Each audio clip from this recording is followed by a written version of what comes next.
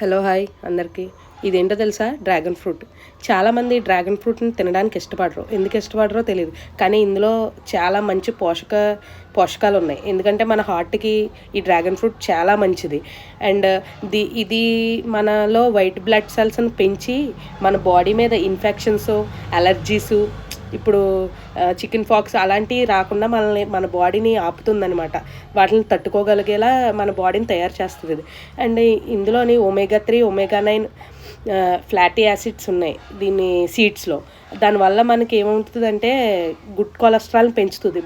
Bad cholesterol మన బాడీకి రాకుండా గుడ్ కొలెస్ట్రాల్ వచ్చేలాగా మన బాడీని సేవ్ చేస్తూ ఉంటుంది అనమాట. ఇది మనకి చాలా మంచిది. ఎక్కడ దొరికినా దీన్ని కొనుక్కుని మీరు తినండి.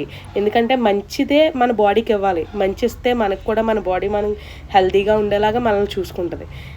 అండ్